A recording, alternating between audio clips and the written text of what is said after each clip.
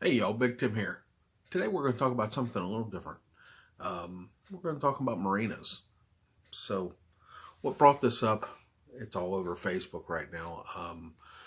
The Lake Cumberland Marina, or what we used to know it as Alligator 2 Marina, is trying to get a petition started, and they're going to petition the Army Corps of Engineers to have an expansion of the marina.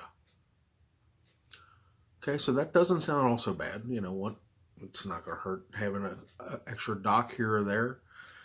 And I probably wouldn't have any problem with it if they were expanding inside their own area. They've got a pretty long no wake zone.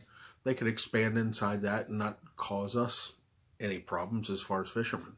You know, the no wake zone's already there. Why not expand inside of it? But no, instead, what they're talking about doing is expanding, and I'm not exactly sure if they're talking about expanding all the way from Alligator 2 down to the old Alligator 1 site and making that one giant long idle zone, or if they're talking about expanding and having Alligator 1 back in commission, so to speak. Either way, I'm not really happy with it. The expansion all the way and making one giant marina, that would just have one huge long idle zone, probably about a half an hour, because we're talking about at least a mile difference between the two. The other problem that I have with it is if they just wanted to expand and start Alligator 1 over again, well, about 10 years ago when they lowered the lake, the Corps of Engineers had to lower the lake to work on the dam. The lake levels were too low to have the dock there. So what they ended up doing was they had to move all of those boats and all of those docks and everything else out closer to the main lake on Wolf River, or Wolf Creek, I should say, and started what used to be called Cave-In Rock or something like that marina. So they added, guess what? Another big idle zone.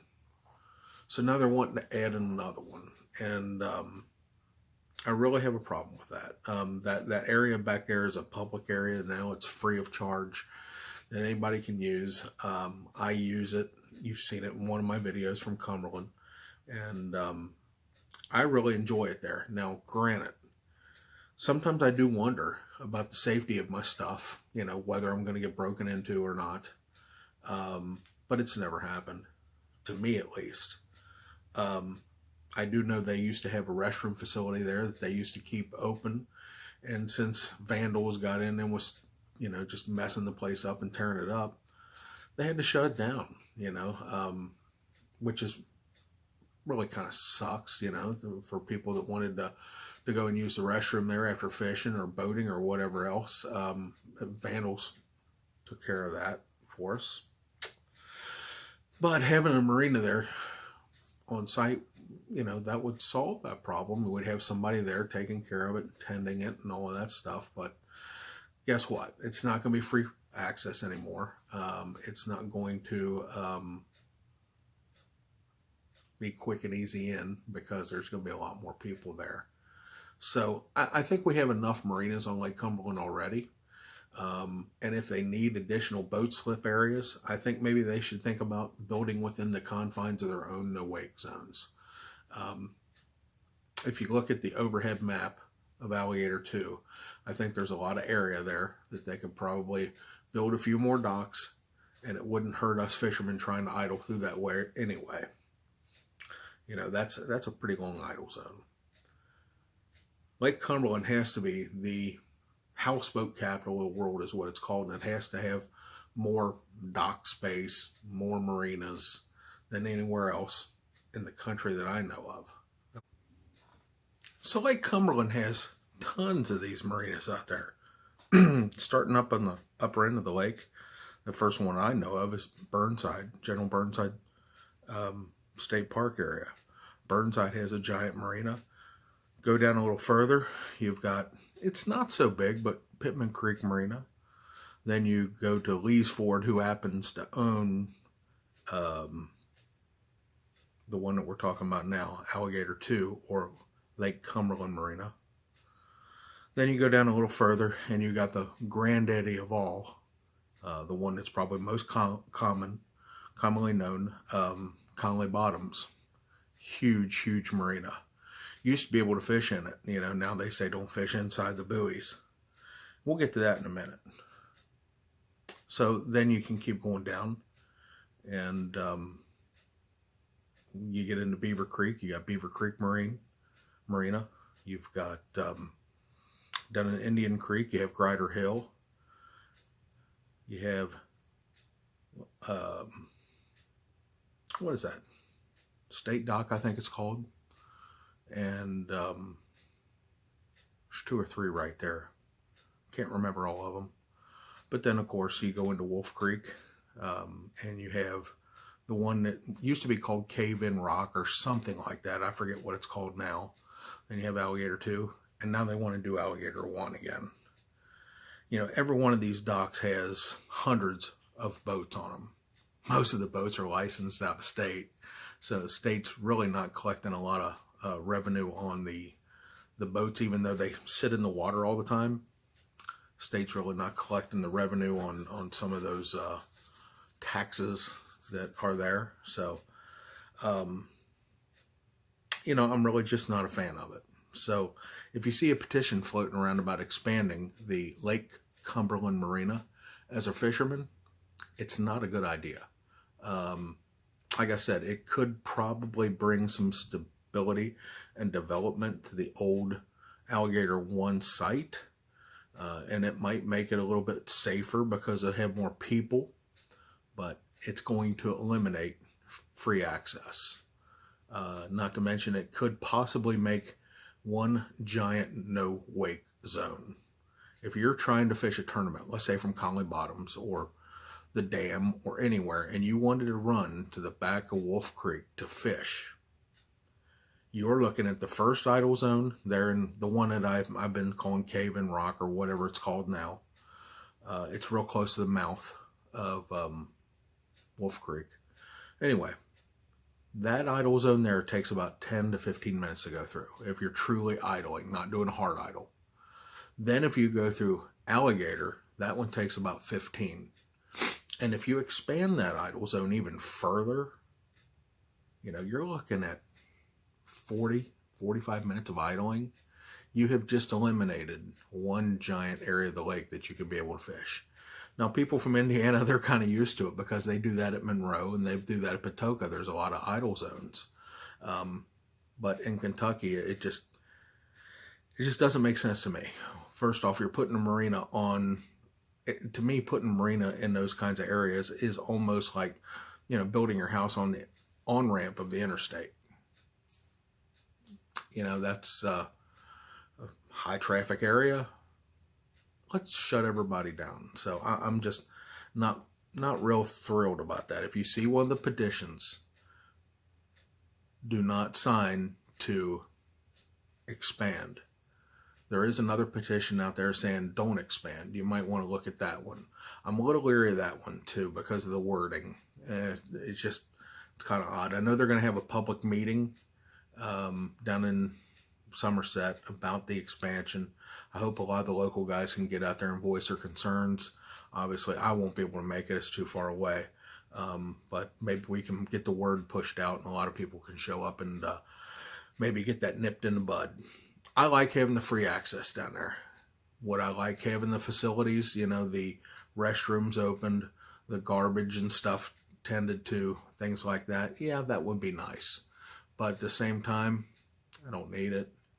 And, you know, as far as the safety of worrying about my stuff getting stolen or whatever, isn't that really the case with any public ramp? You really have to worry about that no matter where you go at a public ramp.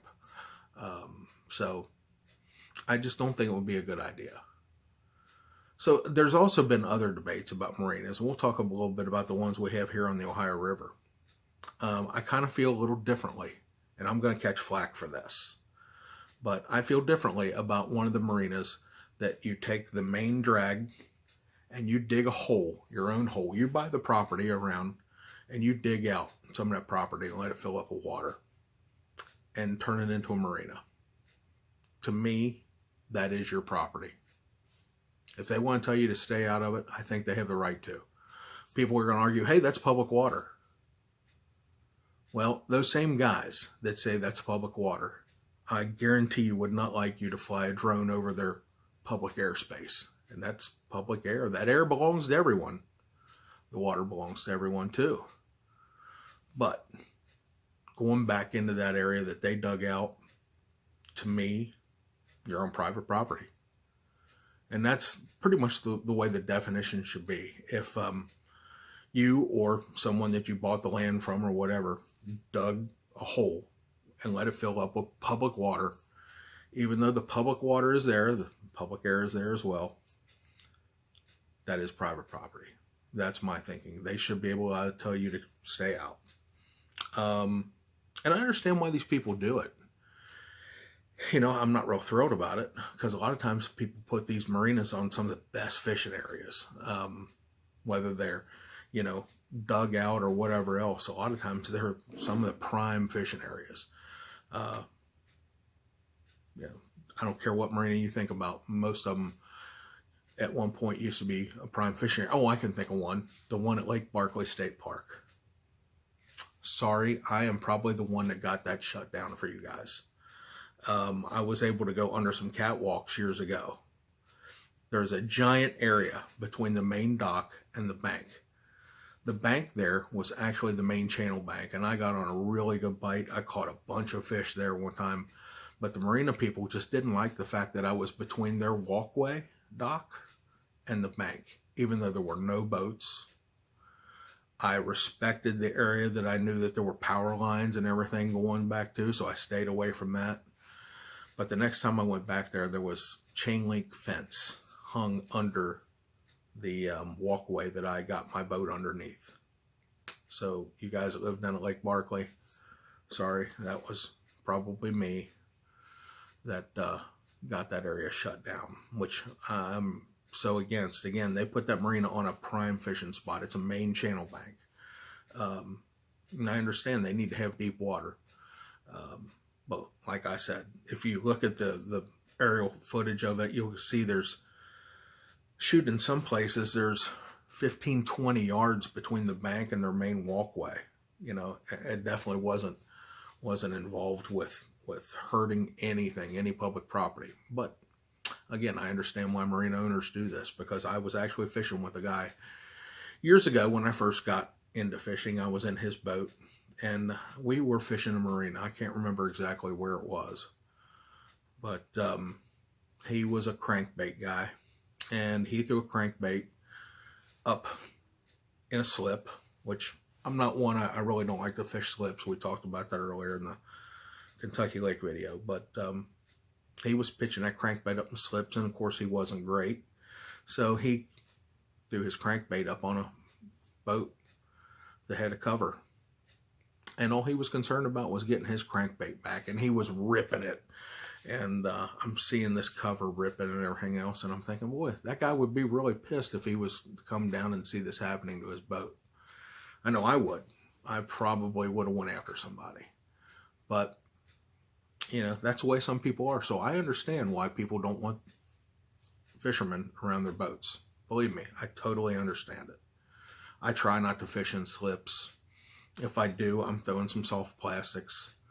You know, something that's Texas rigged that I don't have to worry about snagging anybody's stuff. I'm not going to say I don't fish into slips, because I do. You'll see it occasionally. It's not my favorite thing to do. It's almost a last resort, but I don't care for doing it.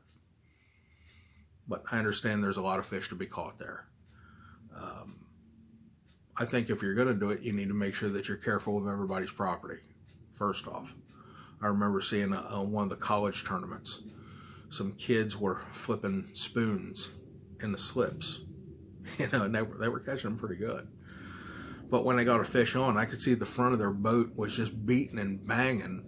They had them in so close, so tight to the boats that were in the slips, that the boat that they were fishing out of was just up there beating and banging against all the other ones. And I thought, wow, this doesn't look good. You know, the marina owner, the boat owner, you know, the owner of the boat and the slip, all of that stuff would not have a good time seeing this on TV.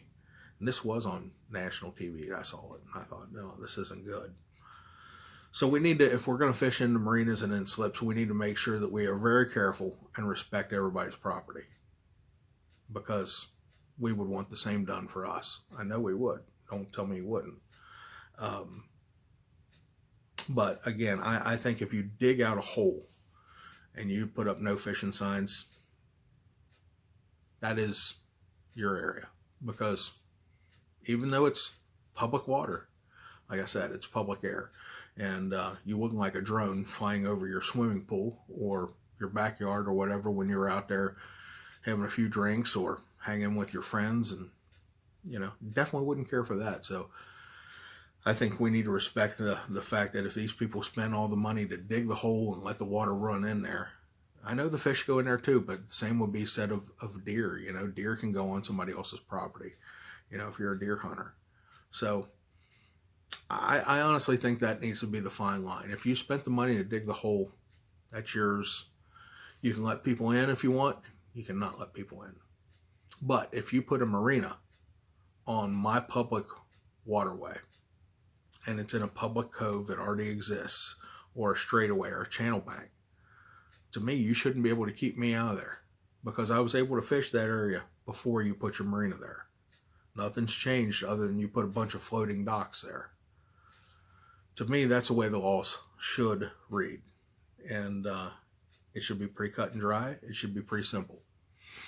Like I said, I know I'm going to get some flack for this video, but basically I wanted to set this up for the expansion of Lake Cumberland Marina. I'm not a fan of that. I hope that we can get some people down there to get that nixed.